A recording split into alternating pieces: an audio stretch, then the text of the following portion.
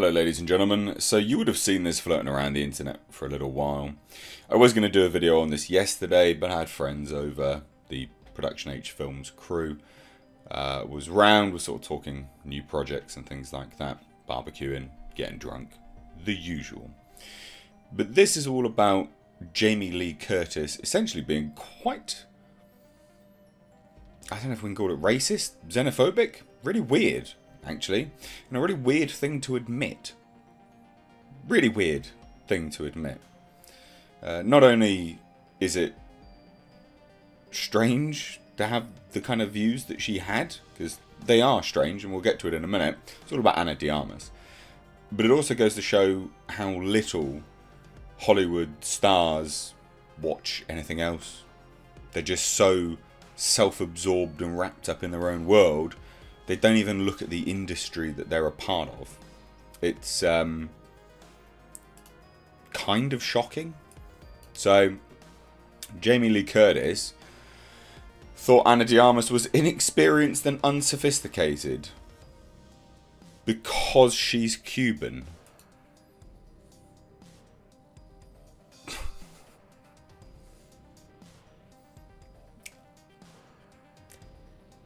I'm left somewhat speechless by that admission. One, why would you say it? Why? Like, genuinely, why?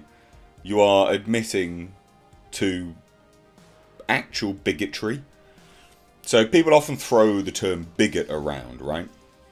But it's to have like an unreasonable, prejudicial opinion of something. Jamie Lee Curtis has an unreasonable, unfounded opinion on Cubans as being unsophisticated and inexperienced in acting or these kind of... I mean, that's bigotry. That is actual bigotry.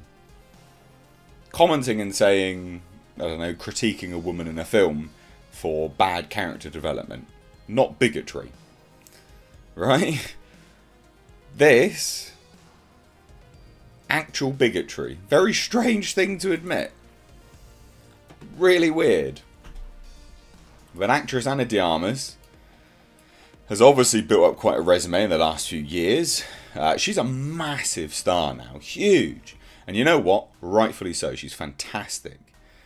But obviously notable roles. No Time to Die. Blade Runner 2049. However, that doesn't mean she is well known. Because not only did Jamie Lee Curtis have no idea who she was when they filmed Knives Out, but Curtis, so she didn't know who Ana de Armas was, which I can forgive that. I can be like, yeah, Jamie Lee Curtis, you sure, whatever. You have this very introspective, myopic view of the world because you're a narcissist. I'll fly with that opinion.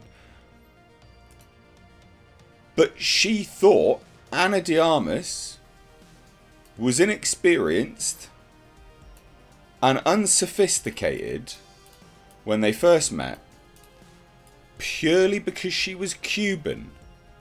Holy fuckballs. If I said anything like that, I would be crucified. I say the most centrist things here on this channel, and half the penises that watch me think I'm alt-right.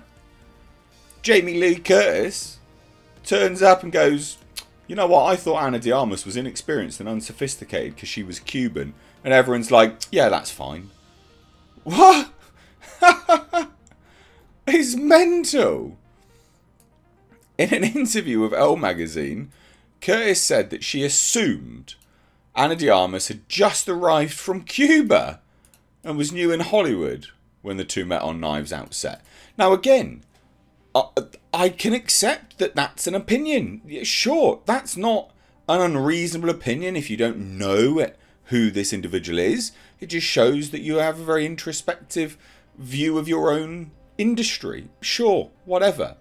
I assumed, and I say this with real embarrassment, because she had come from Cuba, that she had just arrived. I mean, that's weird. That part is weird. I assumed because she had come from Cuba that she had just arrived. What, are Cubans not generally around in Hollywood, Jamie? What a weird comment to make. How on earth is that? Anyway, I made an assumption that she was an inexperienced, unsophisticated young woman. That first day I was like, oh, what are your dreams?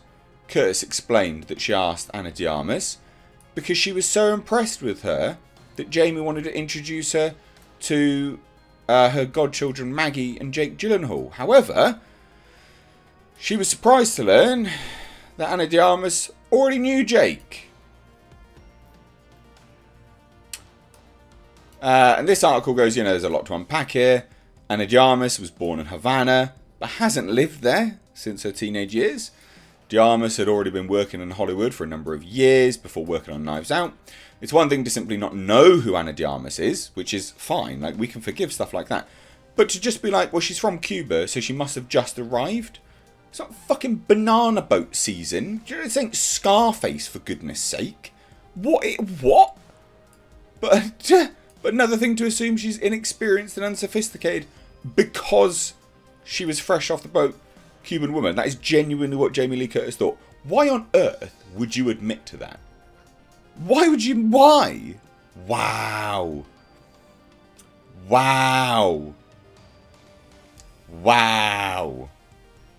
I am genuinely, and again, fucking Ana de Armas, Jesus Christ. Unreal. But it's comical as well because these people hold, I mean, that is a bigoted view.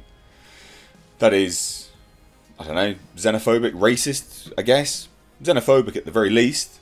The irony is that the film Knives Out was praised by progressive film critics for the way it attacked Trump supporters in the film. I don't know. I actually haven't watched it.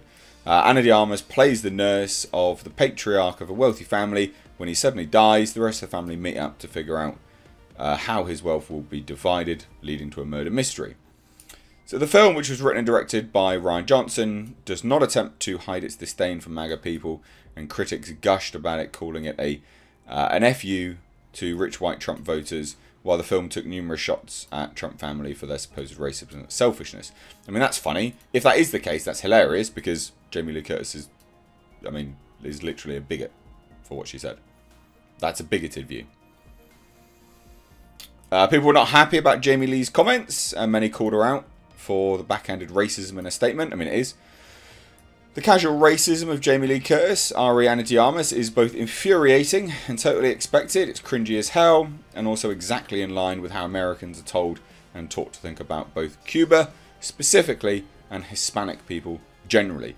Now, look, I don't know how Americans view Hispanic people. For those that don't know, because whenever I talk about America, people go, "You live in America, shut the fuck up, blah, blah, blah." I lived and worked in the States for a number of years. I was based out of Miami, so Florida. I did some time in Jacksonville, and I also went to Galveston, Texas, and things like that as well, and Houston as well. But predominantly, I spent a number of years in Miami, and obviously, it is predominantly Hispanic people. Seemed fine there, but maybe because it's predominant. Again, so I'm just saying, like, I don't know what Americans view Hispanics as. It's not something I'm aware of. My experience of it was a very Hispanic-laden place. Very mixed, actually. You know, there was white, black, Hispanic.